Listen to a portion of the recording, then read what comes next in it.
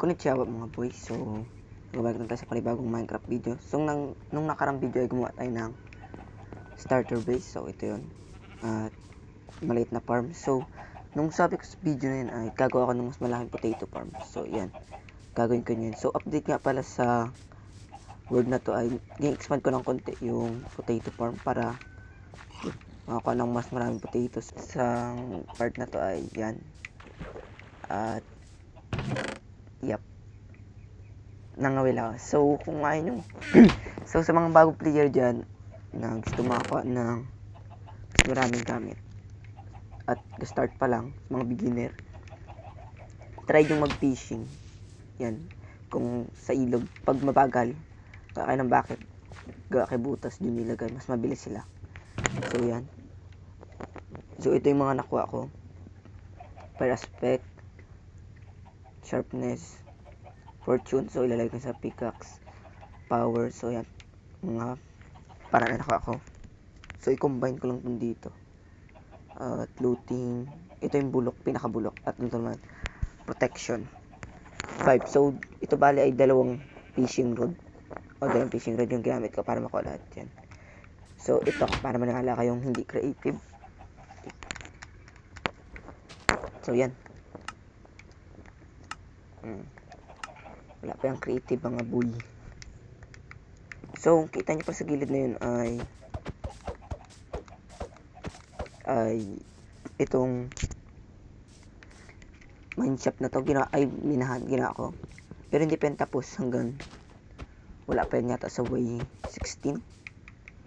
So, mag-upcoming mining pa sana ako, kaso feeling ko parang nag-cheat ako kasi yun, off camera tapos gawa ko video tapos tanim ko na lang. So, parang weird siya, kaya yun. So, kunin ko na muna to. Yan. Kunin ko na kagad yung mga laki para ating harvesting. Yeah. So, dyan pala banda, oh. Dyan ko banda gagawa yung farm. So, yun. Yes. Yeah. Jump cut. Ay. 1, 2, 3. Okay. So, yan. Buka ako. So, hindi ko na pala ito na-mention si Buck. Ang pangalan niya, Buck. B-U-C-K. Buck. At itong sugarcane. So, nag-expand na siya. Nang sobra. Ang bilis maglaki ng sugarcane. Tignan niyo kung gaano kalaki ito. Uy, Buck. Ano pa natira? Shit. So, nandito yan. Yun, sobrang layo na kaya di na ma-render. Kaya, wala rin sa galaki. So, dito lang sa part na to. So, hindi ko naman na-harvest yung mamaya na lang siguro. Or bukas. Or ewan, basta. So, habang ginahintay ko pala to, na mag-lock yung iba. At, para sa huling harvest ko dito, ay kukuha na ako ng mga resources para sa ating potato farm. So, yun. Time lapse. So, wait lang pala. So, habang ginahintay ko. So, hintayin ko na lang muna itong mag-lock itong mga potato na to para sa huling harvest dito. At gagawa na tayo ng mas malaking potato farm dito. So, habang ginahintay ko yan ay kukuha muna ako ng mga gamit na pangga sa ating potato farms.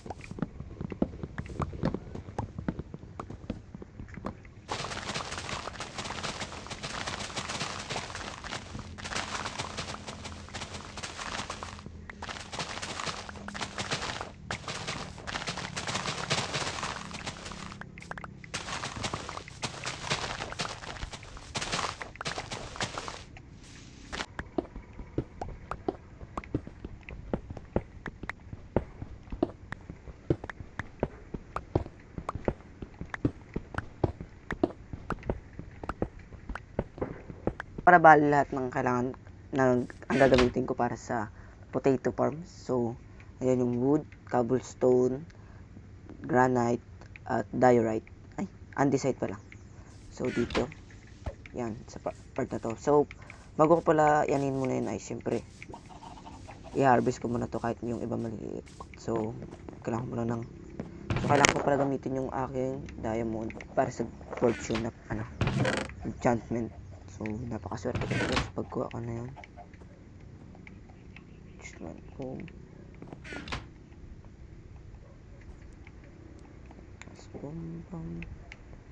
Diamond pickaxe isa lang, so kailangan ko ng anvil. So wala ko ng ba't kailangan sa dalawa? Ay, tatlo.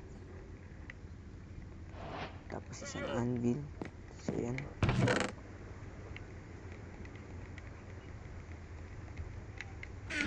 So kukunin ko lang ang aking fortune right here. And fortune. Hindi. Yan.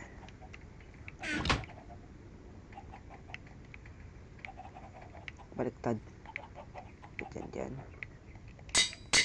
So, alam niyo naman siguro na pag fortune yung ginamit niyo dito ay mas marami kayong makukuha. So, yan. Marvelous. Bye-bye my form. Let the time-lapse begin.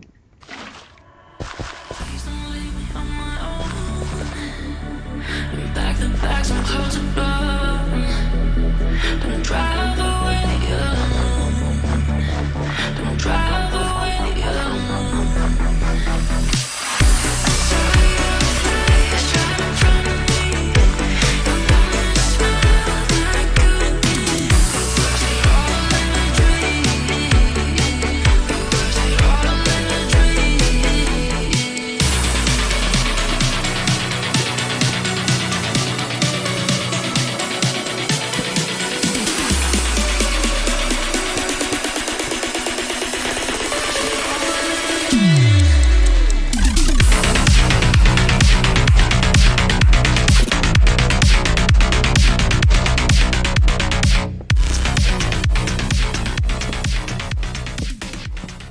So, yung unang farm ay tapos na. So, ganyan yung itsura niya. So, yan. So, sunod naman ang pangalawa.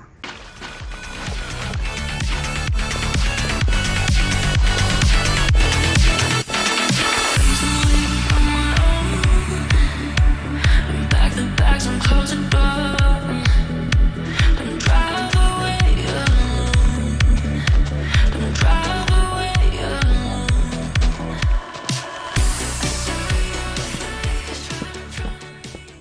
So, tapos ko na rin yung pangalawang potato farm. So, ito siya. Yan. Mas maliit siya kaysa dun sa wait lang. So, mas maliit siya kaysa dun sa isa. Mas malaki. So, yun. So, shoutout din pala kay ano ba yan? User. So, ito na lang siya. Yan sa screen. So, wait lang.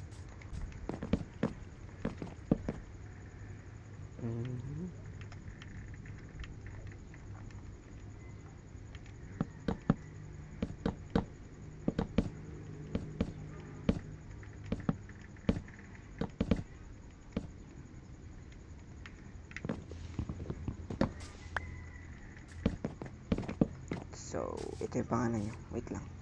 Type natin. So, user. Then, ito. B. So, sobrang hirap ng pangalan niya.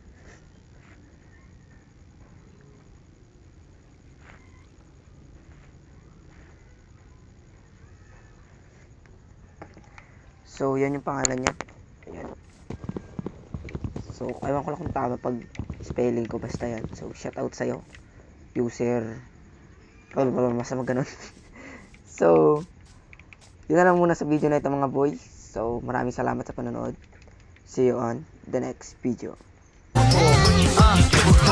do it for the love, yes.